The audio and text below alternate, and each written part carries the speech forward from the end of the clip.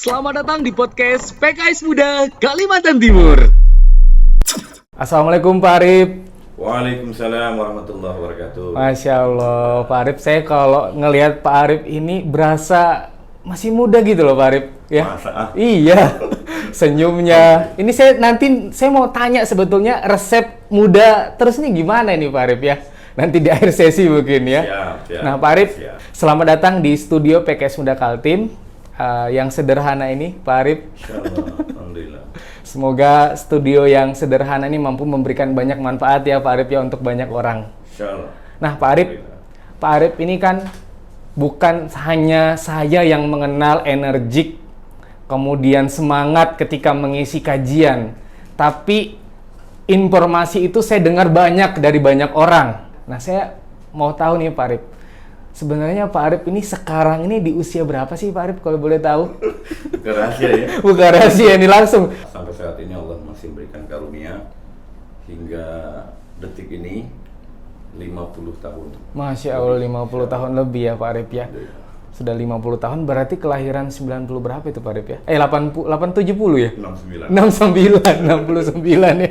69. Nah Pak Arif, sebelum Pak Arif saya undang ke sini, saya sudah banyak membaca literatur, bahkan saya banyak menanyakan juga ke kerabat-kerabat Pak Arif tentang bagaimana kemudian Pak Arif perjuangannya hingga sampai sekarang. Nah pertanyaan saya Pak Arif, sejak umur berapa dan sejak kapan Pak Arif ini mengenal Partai Keadilan Sejahtera? Yang dulu mungkin di zaman Pak Arif namanya PK ya Pak Arif ya? Iya. Iya PK. Ini boleh diceritakan sedikit Pak Arif? Alhamdulillah saya termasuk ya bagian dari orang-orang yang terlibat dalam kelahiran PK waktu itu ya. Oke, tahun Partai berapa itu Pak Keadilan, Arif? Tahun 99. 99, oke. Ya. Waktu itu Ustadz Haji Muhammad Nur Huda, kemudian Dr. Abdul Haris ya, Iya. dan para ustadz yang lain, ya, bapak-bapak yang lain, sebagaimana instruksi para ustadz di Jakarta, ya, waktu itu kita mendapatkan arahan untuk mendeklarasikan Partai Keadilan. Keadilan di Ya, Kalimantan di Timur. Kalimantan Timur. Waktu itu kita deklarasikan di halaman Masjid Darul Nikmah Darul Nikmah, di Karangasem. Karangasem. Pertama kali. Pertama kali. Ya, untuk di Kalimantan Timur, pertama di Samarinda, kemudian berkembang di beberapa kota.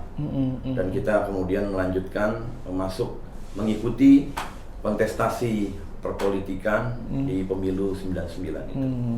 Berarti benar bahwa Pak Arif ini adalah salah satu perintis dari Partai Keadilan itu. Iya. Iya. Salah satunya Pak Arif. Bisa dikatakan itu. Nah, Pak Arif, pada saat itu kan juga lumayan banyak partai politik ya Pak Arif ya. Iya. Nah, pertanyaan saya, mengapa Partai Keadilan Sejahtera yang Pak Arif pilih untuk kemudian Pak Arif perjuangkan? Iya. Alhamdulillah sampai saat ini sekali lagi Allah mengkaruniakan saya untuk bisa bersama dengan PKS yang kita bidani waktu itu ya, kita deklarasikan ya, karena saya melihat dari visi awal ya partai ini dibentuk ya, yang itu ingin menegakkan keadilan di bumi Indonesia. Karena saat itu kan setelah pasca tumbangnya Pak Harto, ya, di mana ada ketidakadilan ekonomi, ya, ketidakadilan berpendapat, berdemokrasi. Partai Keadilan menjadi sarana kita untuk menegakkan keadilan itu. Walaupun dalam perjalanannya di 2002, di 99 kita tidak memenuhi electoral threshold, ya, sehingga harus mengubah ya nama, dan di 2002 itu menjadi Partai Keadilan Sejahtera. Masya Allah, di tahun 2002. Saya melihat ya tadi, sampai saat ini saya meyakini bahwa Partai Keadilan Sejahtera adalah wadah yang sesuai dengan hati nurani saya. Dari sisi keislaman, dari sisi pandangan ke depan ya untuk membangun Indonesia. Karena jika keadilan ini ditegakkan, insya Allah kesejahteraan bukan satu hal yang mustahil. Masya Allah, memang kalau bicara hati nurani nggak bisa dibohongi Pak Arif Iya, ya. itu dia. Dan tadi belum terjawab kan Pak Arif mengenal PK ini pada saat posisi apa ini Pak Arif mengenal Partai Keadilan Sejahtera? Apakah pada saat masih di kampus atau ketika memang sudah selesai dari kuliah atau memang sebelum kuliah sudah mengenal sama Partai Keadilan ini? Iya, yang saya katakan awal tadi kita termasuk yang membidani ya kelahiran Partai Keadilan. Waktu itu saya 2 tahun setelah lulus kuliah.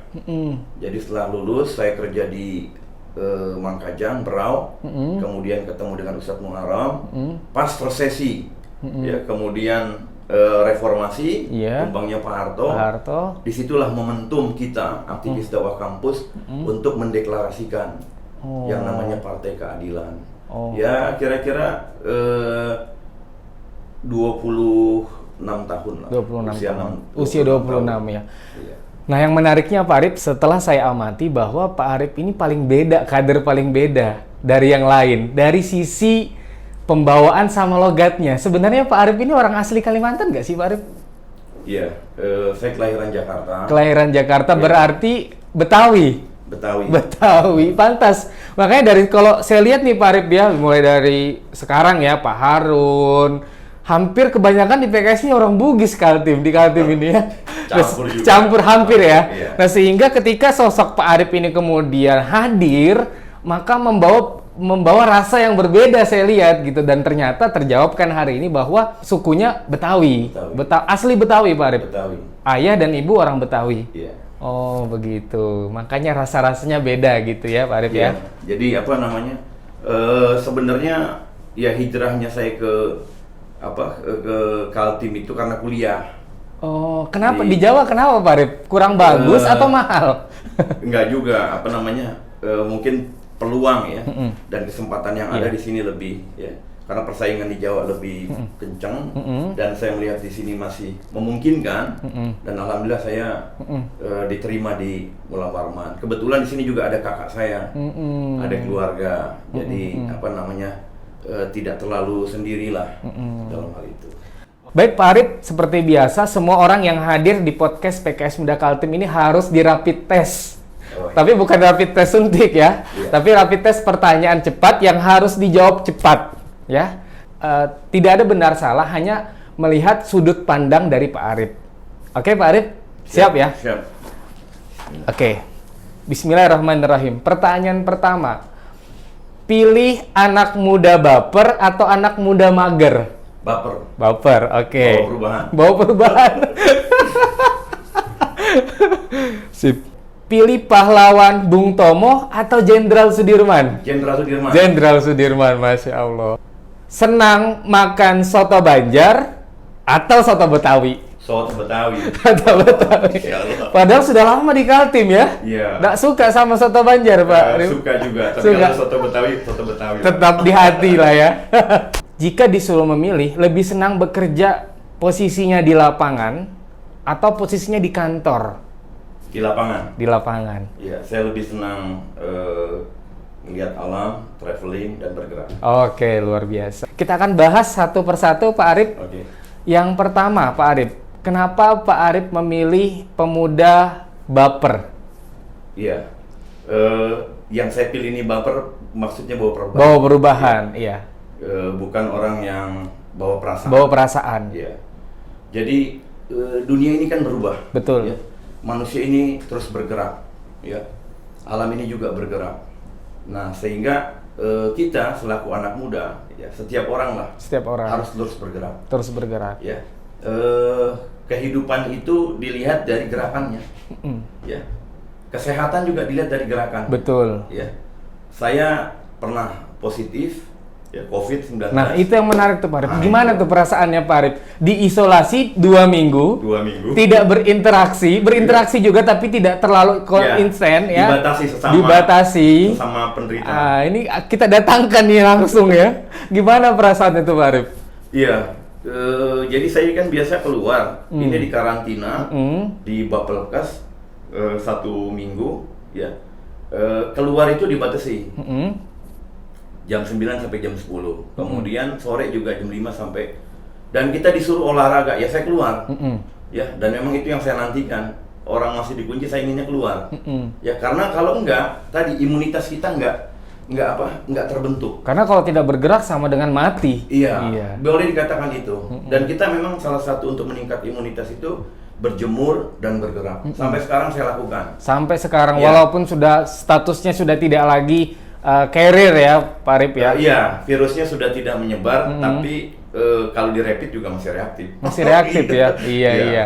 Ya, semoga aman ya. Udah aman. Udah aman ya. Aman, insya Allah. Sudah aman insya Allah. Itu tadi harus bergerak. Harus bergerak. Bergerak. Makanya kemudian Pak Arif lebih memilih bawa perubahan daripada mager. Nah, perubahan itu harus ada gerakan. Ya. 1928 para pelajar ya mahasiswa bergerak ya berkumpul ya, menyatukan visi ya, itu ada pergerakan ya, pergerakan pemikiran untuk maju termasuk pergerakan fisik. Pejuang kemerdekaan juga begitu 1945 ya, para pejuang semuanya bergerak, nggak ada yang memperjuangkan itu tidak ada pergerakan, dan pergerakan itu artinya ada perubahan. Ada perubahan ya. Walaupun bergeraknya sedikit, minimal adalah sedikit perubahan yang diberikan. Iya. Oke. Bung Tomo dan Jenderal Sudirman, apa yang menyebabkan Pak Arif memilih Jenderal Sudirman? Bukan karena alamat rumah Pak Arif dekat Jalan Jenderal Sudirman kan? Bukan.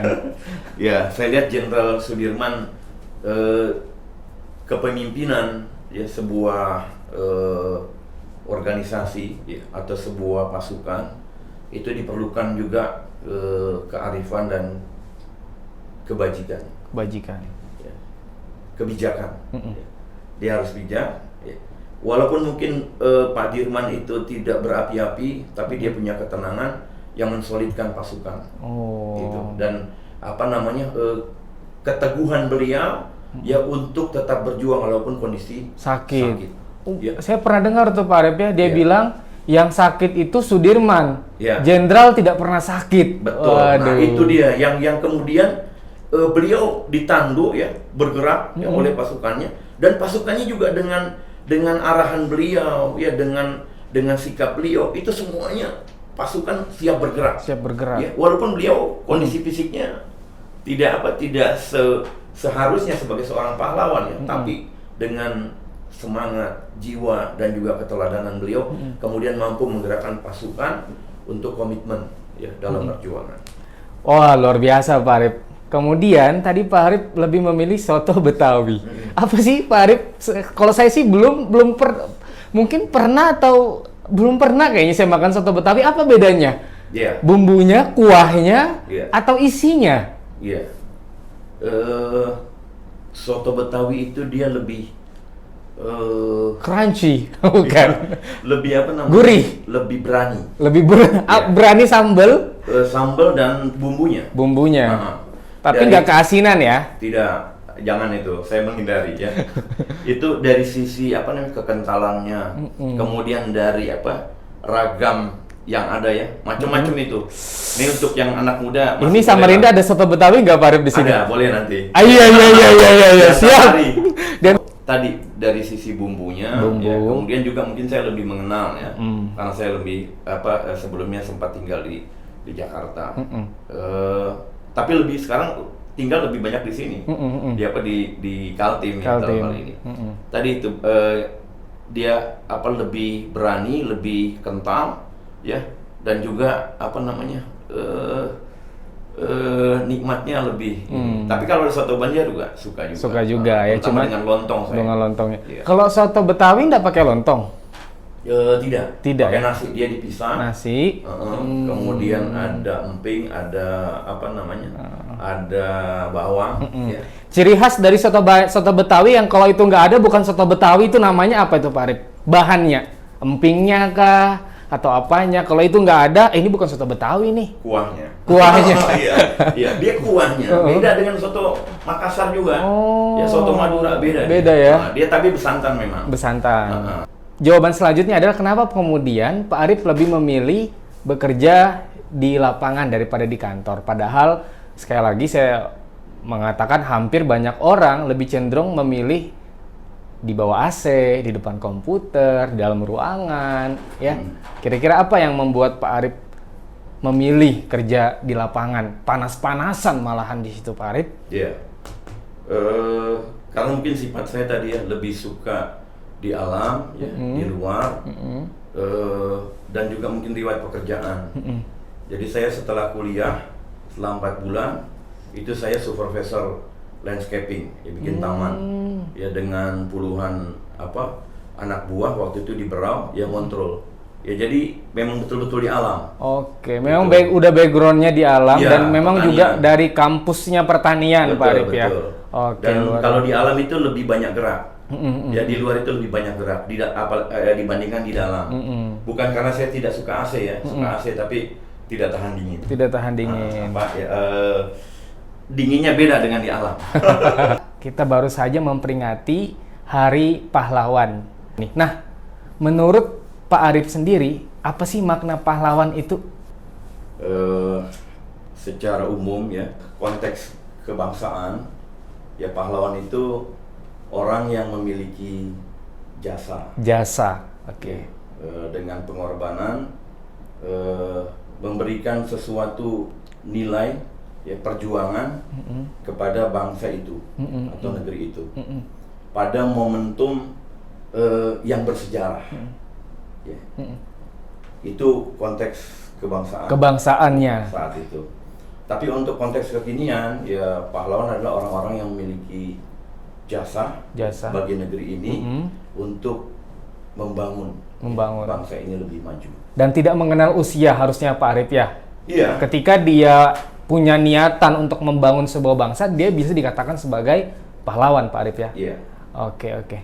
Yang saya ingin tahu, ada nggak sih Pak Arif momentum atau cerita yang mungkin banyak orang tidak tahu terkait perjuangan Pak Arif selama berada di Partai Keadilan Sejahtera ini atau berada di jalan kebaikan ini? Saya di DPRD tingkat 2 ya, sempat diamanahkan oleh partai sebagai ketua fraksi, kemudian di Komisi 3, Komisi Pembangunan. Salah satunya adalah mengawasi proses pembangunan di Kota Samarinda. Termasuk kepatuhan bangunan-bangunan yang baru. Di Kota Samarinda. Termasuk kepatuhan terhadap sepadan sungai. Ya. Itu ada sebuah hotel ya, yang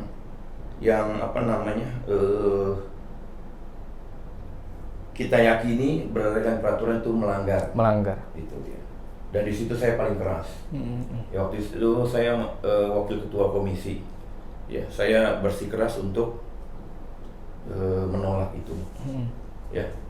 Dan apapun resikonya saya hadapi. Ya. Akhirnya tetap saja bangun itu. Tapi saya tidak ngalah ya. Artinya saya tidak tunduk dengan rayuan, dengan desakan, dengan intimidasi. Saya tetap berprinsip bahwa itu menyalahi. Pernah nggak berarti Pak Arif pernah dikasih amplop dari pihak hotel? Oh, tidak. Tidak ya? Ya. Berarti tidak pernah ditawarkan ya? Tidak pernah disodorkan gitu ya? Tidak. Kalau disodorkan ya, itu teman-teman di teman-teman saya paham lah tentang saya. Oh iya, pasti sudah pasti. Jadi mereka sudah lebih baik sudah tidak memberi duluan karena sudah tahu pasti ditolak ya. Iya. Sekarang banyak banget nih fenomena anak-anak kampus, kader kampus Pak Arif yang setelah lepas dari kampus dia jadi lembek. Bahwa ternyata kehidupan di luar kampus tuh keras. Nah Pak Arif kan sudah mengalami ketika lulus dari kampus, Pak Arif akhirnya diterbangkan ke Berau di pedalaman. Apa yang Pak Arif lakukan? Dan padahal kan pada saat itu momentum untuk tidak aktif sangat bisa mendasar sekali alasannya. Ya saya nggak aktif, signal nggak ada, lampu nggak ada. Nah apa yang Pak Arif lakukan pada saat itu Pak Arif?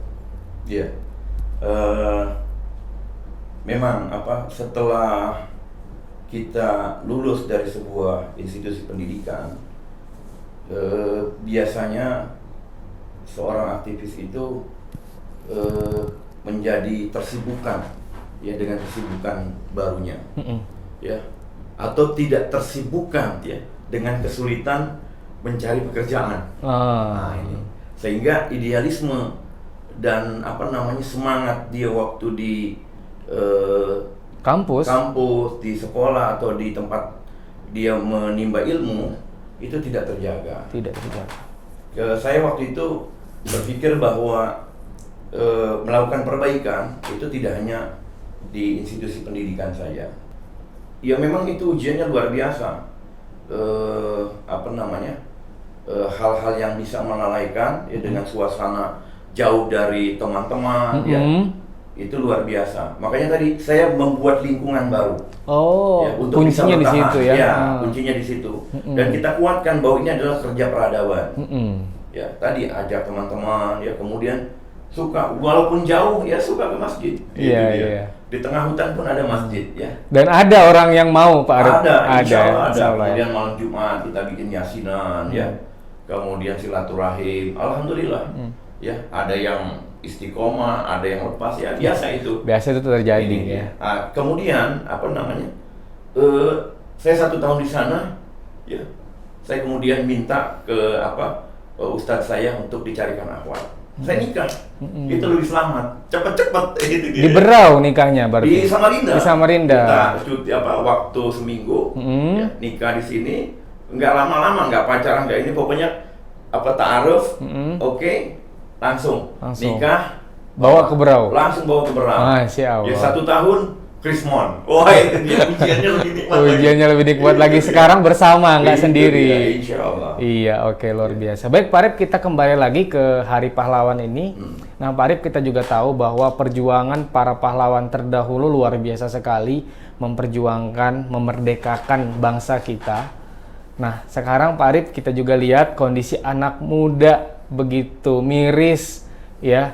Namun dengan kondisi seperti itu harapan masih ada juga anak-anak muda yang terus bergerak. Menurut Pak Arif, dengan momentum Hari Pahlawan ini, apa yang harus dilakukan anak muda dalam memaknai Hari Pahlawan ini, Pak Arif? Iya. Jadi pahlawan itu orang yang punya kontribusi ya, punya jasa ya. Ada sesuatu yang dia lakukan bermanfaat kepada orang lain. Nah, saya berharap dan insya Allah juga itu sudah banyak ya di Indonesia ya. Jadi anak-anak muda ini mencoba menjadi orang-orang yang kreatif ya, tapi tidak hanya kreator di depan kamera ya, tapi kreatif dengan ide-ide ke depan. Ya, ide-ide yang mampu menumbuhkan pekerjaan baru ya, startup ya, baru yang itu akan menyedot ya, atau akan menghadirkan pekerjaan ya bagi teman-teman yang belum bekerja ya, yang itu juga bisa bermanfaat apalagi di era kekinian ya, teknologi ya, itu amat sangat menentukan. Dan disinilah peran anak muda untuk memanfaatkan itu. Ini dia. Jadi ketika seseorang berkontribusi, punya inovasi, punya ide dan bermanfaat bagi orang lain dan kemudian menghasilkan uang, dia bisa menjadi pahlawan milenial. Masya Allah. Iya. Ya tadi saya bilang tadi konteksnya ada yang luas, skala bangsa, ada yang skala keluarga, ya ada skala komunitas. Ya, orang yang berpahala, ya orang yang punya karya, ya kemudian bermanfaat. Apakah dalam skupnya bangsa bagi orang banyak, apakah skupnya komunitas, ya atau skupnya keluarga. Yang saya katakan itu tadi, keluarga itu dia menjadi pahlawan keluarga, ya dengan pekerjaannya, dengan idenya, kemudian dia mampu menghidupi keluarganya. Ya hari ayah kan hari ini.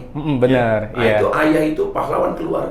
Bagi keluarganya. Dari cakupan keluarga. Nah, dari skupnya tadi. Tapi yang lebih diharapkan lagi dia bisa berkarya, bisa menghasilkan yang bermanfaat bagi bangsa Indonesia. Ya, dia tidak harus berjuang berdarah-darah mengangkat senjata. Itu bukan zamannya lagi. Tapi bagaimana dia bersungguh-sungguh menghasilkan ide, ya cemerlang, kemudian menghasilkan satu karya, ya yang monumental atau yang bermanfaat bagi bangsa Indonesia. Oke, baik Pak Arif. Tadi Pak Arif sudah jelaskan bahwa harus inovatif, harus bawa perubahan, harus punya ide kreatif. Nah, Pak Arif, untuk memunculkan semua itu, kira-kira menurut Pak Arif, karakter apa sih yang harus dipunya oleh setiap anak muda milenial ini dalam dirinya untuk mewujudkan semua itu? Bisa punya ide yang kreatif, kemudian punya semangat untuk bawa perubahan. Sebenarnya menurut Pak Arif, karakter yang seperti apa sih yang harus mereka miliki, yang mereka harus tanamkan dalam diri mereka? Ya, yang pertama percaya diri. Percaya diri. Percaya diri. Ya, dia harus pede. Ya, percaya diri terhadap dirinya bahwa dia bisa menghasilkan sesuatu. Ya, dia percaya diri menafikan atau tidak menganggap ya omongan orang lain, ya walaupun jatuh bangun gagal, dia tetap percaya diri. Benar, karena sekarang tuh sangat lagi marak ngebully, Nah, itu netizen, apalagi satu ada haters ya, ada netizen, ada haters, nah gitu. Jadi harus memang percaya diri ya Pak Arif ya, karena nggak semua orang bisa langsung Kemudian, jadi hebat. Selain percaya diri, dia harus berani. Ya, berani, tidak takut, tidak ragu, ya berani, ajar aja, ya salah belakangan. Ya. Tapi kan sekarang ada undang-undang ITE Pak Arif. Oh iya, maksudnya berani ini berani berkarya. Berani berkarya. Bukan berani menggerakkan jari ya tanpa pikir panjang. Ya akibatnya bisa dipanggil ya. Harus pikir-pikir juga. Yang tidak kena UU ITE aja kalau menyinggung bisa hilang Pak Arif ya. Tapi bukan berarti kita nggak berani, nggak peduli. Ya, bagaimana kita berani? Ya kita kemukakan ide kita atau perasaan kita, tapi tidak perlu menyebut nama, tidak menyebut lembaga. Kalau nggak bisa kena, ya tapi bukan berarti kita sembunyi diam, tetap digerakkan, tapi tadi berani. Nah dalam hal berkarya tadi kita harus berani terus berjalan. Ya namanya berusaha itu pasti ada kegagalan. Betul. Ya. Hilangkan rasa takut itu. Takut gagal, takut diomongin orang, takut nanti rugi. Berani jalan terus ya, percaya diri, berani, kemudian dia ulet. 3 ya Pak Arif ya, tangguh, ulet atau tangguh ya. Pokoknya bukan hanya berani ke depan, tapi ketika tembok benteng dia bangkit lagi. Nggak lembek ya Pak Arif ya. Tadi itu jangan baper, jangan bawa perasaan, tapi bawa perubahan. Kalau bawa perasaan, waduh, zaman sekarang apalagi kalau ngeliat medsos, wah udah pusing. Yang udah ini biasa aja. Iya. Ya, ada namanya orang, namanya kita manusia, namanya usaha. Itu ada yang suka, ada yang nggak suka. Betul. Sekelas Nabi Muhammad saja banyak yang tidak suka Pak Arif ya. Apalagi kita yang manusia biasa. Kita tidak bisa membuat semua orang senang sama kita. Iya. Bukan tugas kita membuat orang senang atau puas, ya. Tapi bagaimana kita bermanfaat bagi orang lain. Baik Pak Arif, terlepas dari pahlawan yang begitu luar biasa menginspirasi banyak orang, bahkan anak-anak muda sekarang juga banyak julukan anak muda milenial, pahlawan milenial, tapi kita juga tidak bisa menutup mata Pak Arif bahwa ada banyak pahlawan juga yang sudah mengharumkan nama bangsa tapi tidak diperhatikan nasibnya, yaitu pahlawan-pahlawan senior, pahlawan-pahlawan veteran yang sekarang kita lihat tinggalnya di gubuk dan sebagainya. Nah, bagaimana Pak Arif melihat pahlawan-pahlawan yang sudah mengharumkan nama bangsa? Pahlawan ini bukan hanya bicara tentang tadi Pak Arif ya, kemudian mengangkat pedang, tombak, tapi yang mengharumkan nama bangsa, berprestasi, namun kurang diperhatikan. Bagaimana pandangan Pak Arif melihat kondisi ini? Bahwa kita tidak bisa menutup mata dengan kondisi ini, gitu. Ya, seharusnya atau seyogianya ya, seseorang yang berjasa ya bagi sebuah bangsa, itu dia diberi penghargaan atau reward. Walaupun saya yakin banyak pahlawan, orang-orang yang berjasa itu dengan keikhlasannya dan ketulusannya, dia tidak menuntut itu. Gitu. Tapi sebagai sebuah institusi, bangsa, ya, negara perlu memperhatikan orang-orang yang telah berjasa bagi negeri ini. Dan saya lihat pemerintah sudah melakukannya. Tapi mungkin tadi karena mungkin saking banyaknya ada mungkin beberapa atau pahlawan yang orang yang berjasa itu belum ya optimal atau maksimal. Apalagi sekarang dengan media sosial sebetulnya mudah kita untuk mediasi Pak Arif ya. Iya. Pahlawan-pahlawan yang tadi kurang diperhatikan. Iya. Yang tadi Mas Nurdi yang Dimas bilang tadi, bukan hanya pahlawan-pahlawan yang dalam konteks perjuangan kemerdekaan 45 ya, tapi juga pahlawan-pahlawan olahraga ya. Ini kan ada yang mantan olahraga harus jual mainan odong-odong. Betul. Ini kemudian aktivitasnya yang kurang diperhatikan. Nah, harapannya teman-teman saudara-saudara kita itu punya perkumpulan, dan perkumpulan itu memperhatikan dan berkomunikasi dengan Pemda atau provinsi, Pemprov tersebut. Membuat sebuah gerakan, sekali lagi buat gerakan lagi Pak Arif ya, perkumpulan para pahlawan. Ya. Gitu. Walaupun saya yakin juga tidak semua mereka yang telah berjasa itu mengharapkan ya, karena ketulusan dan ketawaduannya. betul. Tapi kita sebagai sebuah komunitas, sebagai sebuah institusi perlu memperhatikan. Oke, Pak Arif, kalau dari Islam sendiri melihat pahlawan ini dari sudut pandang Islam seperti apa sih Pak Arif? Menurut Pak Arif, pandangan Islam melihat pahlawan itu? Iya, kalau dalam konteks keagamaan ya, spiritual, ya orang yang punya amal, perjuangan, perjuangan. Pahlawan itu. Ya dalam sejarah literatur perjuangan kaum muslimin ya ada para sahabat ya, para nabi, para rasulin, kemudian Salahuddin Al-Ayyubi, Muhammad Al-Fatih ya. Untuk konsep keindonesiaan ada Teuku Umar, Nyadin, kemudian Fathahillah, ya, Tuanku Imam Bonjol ya, untuk mengusir penjajahan, ya, untuk menumbangkan ketidakadilan dan kezaliman. Itu pahlawan ya.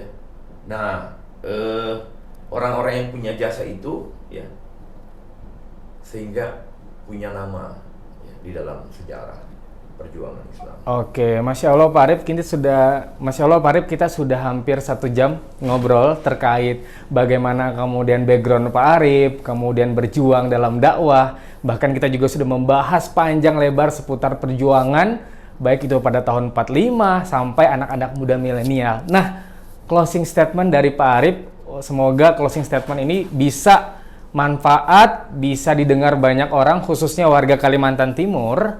Nah, Pak Arif, pesan untuk seluruh masyarakat Kaltim dalam memaknai Hari Pahlawan ini seperti apa, Pak Arif? Saya sendiri dan Bung Nin juga teman-teman jangan merasa menjadi seorang pahlawan. Oke. Teruslah bekerja, ya, teruslah berkontribusi. Ya, apakah merupakan ide, ya, gerakan perbaikan, apakah melalui parlemen, melalui ekonomi, sosial, atau perkumpulan, ya, ormas, ya, atau yang lainnya, untuk memberikan kontribusi perbaikan di provinsi ini. Tantangan ke depan itu luar biasa, ya. Sumber daya alam kita itu tidak selamanya ada, walaupun Kaltim itu lebih banyak, ya, dibandingkan mungkin provinsi-provinsi tidak sebanyak ya cadangan atau resources sumber daya alamnya yang ada di bumi Kalimantan ini. Oleh sebab itu teruslah bekerja, ya, bergerak, memberikan ide dan kemudian memperjuangkan, ya, Kalimantan Timur untuk menjadi lebih baik dan lebih baik.